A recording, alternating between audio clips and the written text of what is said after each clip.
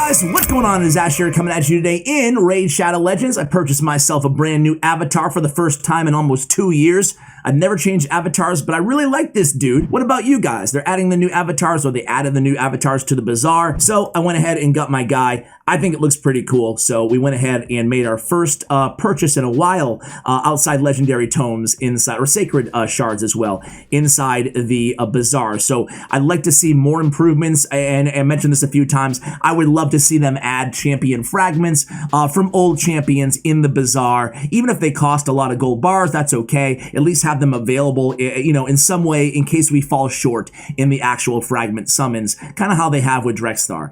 Anyway, today's video is about Doom Tower. Now, we all saw the update a couple weeks ago where essentially they called it an update. New update.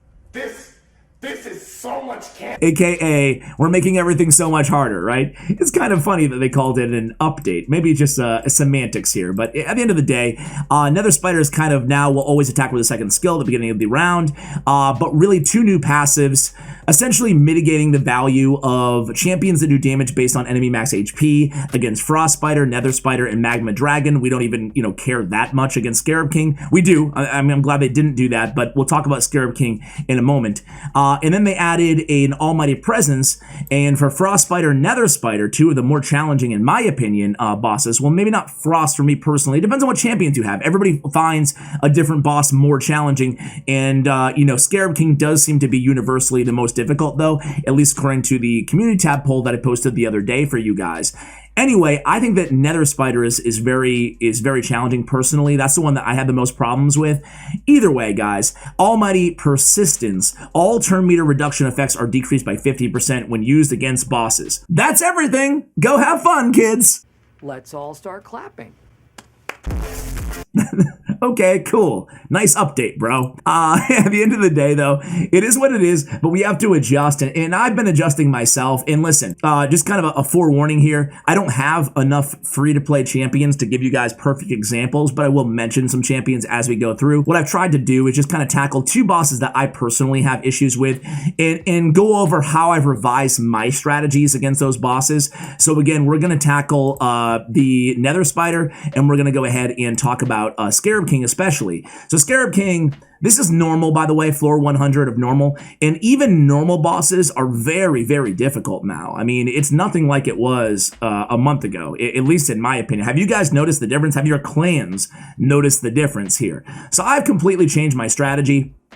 I'm relying much less on cold hearts, on champions that do damage based on enemy max HP, even though it didn't affect the Scarab King. He's so much more difficult anyway, that I have really just adjusted my whole strategy. And what I'm trying to do is on Scarab King, right? If you're struggling against Scarab King, well, obviously champions like Armageddon and Cold Heart are still going to work just fine in Destroy Gear, but it feels like people, you know, from the comments that I read at least, people aren't necessarily having issues with, you know, how to get their damage against Scarab King. It's really about how to keep their team alive. So I have a team like this assembled, and my new strategy is essentially stacking up 2 or 3 shield champions on the same team.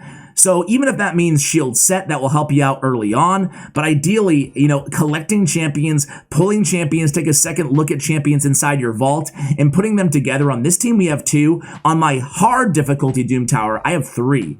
I run, well, I'll take a look at that team in a moment here. But basically what I do on this team is, and again, the second factor here is 1 champion in Destroy, and it doesn't really matter if it's a support or a damage dealer. If you have a Cold Heart or an Armor or what Septimus, whatever you might have, and they're just dying and your team is wiping all the time, nothing wrong with using those champions, by the way. But if you're dying every time, just swap them out for another support champion and put them in Destroy Gear. So on this team, I have Vergis in Destroy Gear. You know, it's not your obvious choice for Destroy Gear, but he's so good against Scarab King. He's just a really good champion overall for Doom Tower for support that I put him in Destroy. And then the whole team is support. There's no real damage dealer. But the other really important element, 2 elements that I'm looking for on top of a shield on any team against any boss in Doom Tower, and this is a huge one. Grush is on the team because he has Leech. Leech is so incredibly good against Doom Tower bosses, guys. Seriously. look for a Leech champion, and you will be doing so much better. So insane the amount of total healage that can get pulled off from a Leech debuff. So that's a huge recommendation, is look for a Leech champion. Everybody eventually has access to Grush because he's a daily login reward champion. And then I have a shield. And then the last thing that I'm looking for is a reviver and also a cleanser. Reliquary Tender, I'm going to do a new dedicated updated guide on her. Excuse me, if I can talk, it'd be a good thing here on the channel. But she's incredible. She's Cold Heart 1A and 1B, the best rares, bar none in my opinion in the game. And Tender's Watch is so crucial for Doom Tower. Plus she can pick up anybody who dies with the Call to Life. And then she has a decreased attack, albeit the weak version on the A1. A little bit of the extra though in her kit. She's nice and fast, decent HP, and okay defense, easy to keep alive essentially. So I go all out support here. What I'm going to do is I'm going to start this run, but then I want to kind of move on to hard, and I want to show you a more advanced team or a more pay to win team, aka, but I'll kind of show you how this works. It's a slow run, and that's the biggest thing that I kind of want you guys to take away here. And we talk about this normally on the channel with dungeons anyway, right? And you're not going to get any bonus rewards for, finishing any Doom Tower boss in 2 minutes or in 1 minute or in 5 minutes. If it takes you 15 minutes, it takes you 15 minutes, as long as you're able to beat it once and progress on the Doom Tower. It's not like, clan boss where you have to go in and waste an hour every day if it's taking you a half an hour on an unkillable team. It's not like that. You beat it one time and you're done for the month. So my whole strategy is realigned. At least my recommendation to you guys would be, if you're dying, just keep throwing in more support champions. Now that they took away the utility of champions like Lysandra, like Allure, turn meter, they're mitigated by 50% because it's 50% less on the turn meter effects. Those champions are still useful, don't get me wrong, but boy, are they a lot less useful than they were, again, a month ago, 3 weeks ago inside the game. So I'm just swapping those champions out. If I'm dying, I'm swapping those champions out and just replacing them with more Leech, more shield, and if it takes you forever, it takes you forever.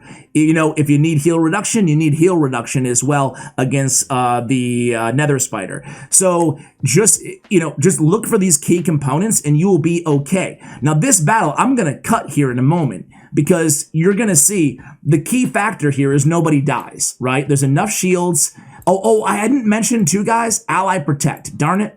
I said there was a couple things we're looking for. One of them is the Cleanse, and another one is Ally Protect. It's a great buff to have, and it helps kind of not equalize your damage, but keep things kind of level. Having a tank kind of eat up some of that damage for all of your champions. So Ally Protect is another key buff. So think about it: Cleanses, Ally Protect, Shield.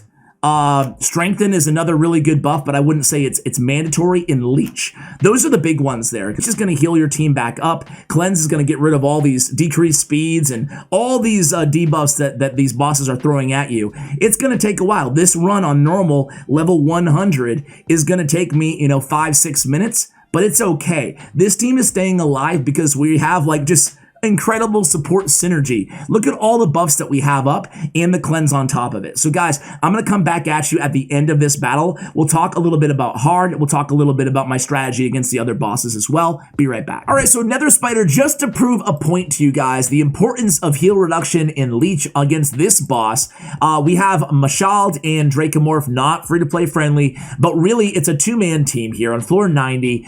Heal reduction mixed with Leech is going to be just enough to keep these two champions alive and duo this boss. And again, I'm not expecting 99% of you guys to have these two champions. And again, but you don't need it to two-man this this floor, right? You need to have Leech, a champion like Grush, and then you need to have a lot of support kind of around those champions. So we're gonna go ahead and see these guys do their thing. It won't be too long of a battle here because it moves very, very fast. And then again, so I'm not gonna show you every single boss. I will show you kind of the teams that I'm using on Scarab King on hard difficulty. Maybe we'll take a trip up. I just started hard because I wanted to unlock Archmage Helmet first. But you guys are gonna see these heals just keep coming thanks to the Leech here, right? against the Magma Dragon, which I probably won't show, maybe I will, I don't know. I'm using Provokers, like having multiple Provokers on the same team, paired with Revivers. So like a couple Revivers, Still the Drake's Reliquary Tender, a couple of Provokers. I'm using, if you have War Chief, a legendary, you only need one because he has 2 provokes on both of his skills. So you're always landing a provoke with him. But having a couple Provokers and then somebody to revive them once they die, because they're not going to be able to withstand, especially as you scale difficulty, they're not going to be able to solo or just solo tank, if you will, against the Magma Dragon. But that's kind of what I go for in that strategy. Provoke is like the key debuff that I'm looking for. And then against the Ice Spider, we're going with HP burn, obviously. Champions that have HP burn with a lot of support around them is really, the main formula that I'm using. We already talked about the support abilities that I'm looking for here. Looking for Ally Protect, looking for Shield. Basically those, everything that I covered on the previous boss. So you can see, very easy for these 2 champions to get it done here, and it's not an easy fight per se, but that's the power of having someone who deals a ton of damage in Dracomorph with poisons as well, paired with somebody who has a leech ability with heal reduction on the boss. Let's go ahead and quickly take a look at, and let me know, guys, in the comments, do you want to see more Doom Tower content here? Because I can go through all of these bosses kind of one at a time and really take them slowly. This is my crazy team that I'm using for hard difficulty. This is actually the wrong Kuldath, but I could show you this, but just take my word for it. You can see I just finished it right now. I'm not even close to, this is what my clanmates are using, by the way. You can see there, actually no, I take it back. These teams were used before the buff, so do not look at those teams. So this is the team that I use, the slowest, almost 8-minute run. But it got the job done here. And again, this is a stupid OP pay-to-win team. So this is what this game is coming to on hard difficulty Doom Tower. I don't think many people are going to utilize the same, not free-to-play friendly, but the same team of a lot of epic champions, and even maybe some rare or uncommon champions as we scale higher in difficulty on hard. But I hope I'm proven wrong. I hope somebody out there after the buff is out there slaying with rare and epic champions. And if they are, let me know about it. I would love to cover those strategies. I just haven't seen it yet personally. So we have, shield and shield and shield, right? I do think that Draco the Gaunt's a fantastic champion. If you guys haven't, he was a fragment summon. And then Valkyrie, Krisk for more shields, and again, Mashald for the leech. And then I have Kuldath in there. But if I was dying, I would just replace Kuldath and put her with a Vergis-like champion with the destroy gear on. So let me just take another quick look here. What am I using here? Another pay-to-win team, as you can see. Obviously, against the Nether Spider too, the harder you scale, the more important it is to have maybe even 2 or 3 cleansers on your team.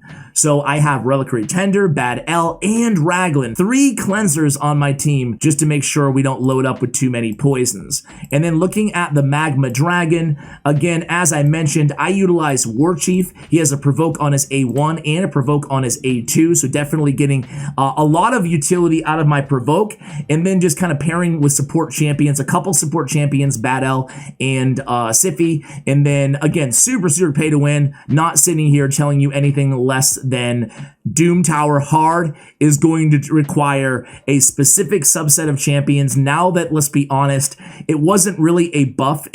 One thing that bothered me is not that they buffed Doom Tower. I think that it was kind of expected that they were going to buff Doom Tower.